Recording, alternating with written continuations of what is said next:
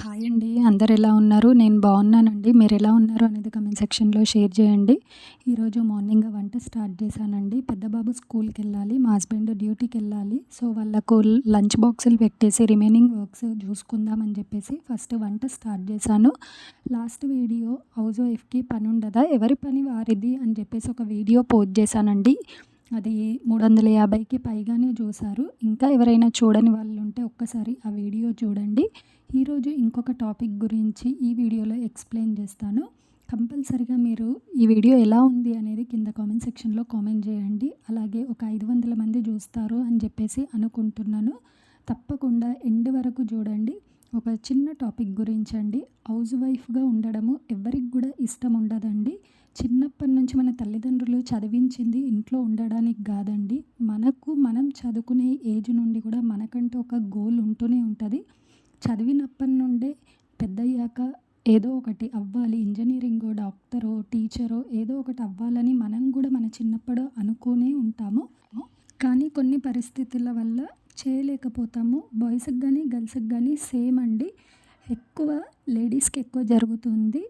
పెళ్ళి అవ్వకన్నా ముందు జాబ్ చేయడం వేరు, పెళ్ళి అయిన తర్వాత జాబ్ చేయడం వేరండి. పెళ్ళి అయిన తర్వాత హస్బెండ్కి కానీ ఇంట్లో పెద్దవాళ్ళకి సపోర్ట్ చేయాలి, ఇంట్లో ఉండి ఏదైనా వర్క్ చేయాలి, అవన్నీ చూసుకుంటూ బయటకెళ్ళి జాబ్ చేయడం అనేది చాలా కష్టము.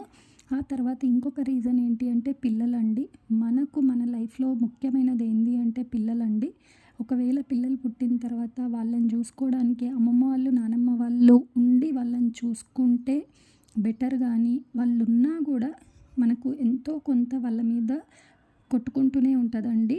ఎందుకంటే వాళ్ళకు స్నానం చేయించడము, తినిపించడము ఇవన్నీ కూడా ఇబ్బంది అవుతూ ఉంటుంది. ఇప్పుడు మన ఏజ్లో మన గ్రాండ్ పేరెంట్స్ తినిపిస్తే, నానమ్మ వాళ్ళు కానీ అమ్మమ్మ వాళ్ళు కానీ తినిపిస్తే తిన్నామో లేదో తెలియదు. కానీ ఇప్పుడున్న పిల్లలకి కంపల్సరిగా మదర్ తినిపిస్తేనే తింటున్నారు. మళ్ళీ గారాబం ఎక్కువైపోతుంది. అవన్నీ చూసుకోవడానికి కంపల్సరిగా ఇంట్లో అమ్మ ఉండాల్సిందే ఉంటుంది కూడా అండి. ఇది మెయిన్ రీజన్ అండి. ఇంట్లో వైఫ్ బయటకెళ్ళి జాబ్ చేయకపోవడానికి మెయిన్ రీజన్ పిల్లలే అండి. ఎగ్జాంపుల్ నేనండి. బీటెక్ అవ్వగానే మ్యారేజ్ సెటిల్ అయ్యింది. సెటిల్ అయిన తర్వాత మ్యారేజ్కి అయితే ఒక 6-7 మంత్స్ గ్యాప్ వచ్చింది. అప్పుడైనా జాబ్ చేద్దాము అని చెప్పేసి అనుకున్నాను. కాకపోతే కుదరలేదు. పెళ్ళైన తర్వాత జాబ్ చేద్దాము అంటే బాబు పుట్టడంతో అక్కడికే గ్యాప్ చాలా వచ్చేసిందండి. ఆ తర్వాత బాబు పెరిగిన తర్వాత 2 ఇయర్స్ వచ్చిన తర్వాత నేను 2-3 ఇంటర్వ్యూస్కి అటెండ్ అయ్యాను. జాబ్ కూడా వచ్చింది. అది చిన్నదా పెద్దదా అని పక్కన పెడితే జాబ్ అయితే వచ్చింది అని చాలా హ్యాపీగా ఫీల్ అయ్యానండి. ఫస్ట్ అమ్మకి కాల్ చేసి చెప్పాను. మా హస్బెండ్ చాలా సపోర్ట్ చేశాడు. ఇంటర్వ్యూకి వెళ్ళేటప్పుడు కూడా బాబుని తన దగ్గర ఉంచుకొని నన్ను ఇంటర్వ్యూకి అటెండ్ అవ్వమని చెప్పాడు. సో, లక్గా నాకైతే జాబ్ వచ్చింది. జాబ్ వచ్చిన తర్వాత కూడా నేను అమ్మకి కాల్ చేసి చెప్తే, ఎలాగైనా సరే ఇప్పటికే 2-3 ఇయర్స్ గ్యాప్ వచ్చింది, ఇప్పుడు వచ్చింది వదులుకోకు, ఎక్స్పీరియన్స్ అన్న సర్టిఫికేట్ వస్తుంది అని చెప్పేసి ఒక 1 ఇయర్ అయినా చేయమని చాలా బ్రతిమిలాడిందండి. నేను బాబుని చూసుకుంటాను అని చెప్పేసి కూడా నాకు ఒక సజెషన్ ఇచ్చింది. కాకపోతే అమ్మకి పెద్దవాళ్ళు ఉండే, నానమ్మ, తాతయ్య అండ్ విలేజ్లో చాలా పనులు ఉంటాయి కదండి. అక్కడికి వెళ్ళి బాబును అక్కడనే ఉంచుకొని చూసుకుంటాను అని చెప్పేసి అంది. కాకపోతే నేనే తర్వాత ఆలోచించుతాను అని చెప్పేసి అన్నాను.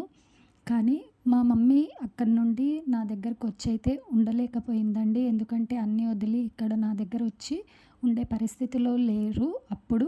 అండ్ అత్తమ్మ వాళ్ళు కూడా రాలేరు ఆ టైంలో. సో, నేను అలా నా జాబ్ని అయితే వదులుకోవాల్సి వచ్చిందండి. ఒక 1 వీక్ వరకు కూడా నేను ఆలోచించాను. ఆఫర్ లెటర్ కూడా వచ్చింది, మెయిల్స్ కూడా వచ్చాయి.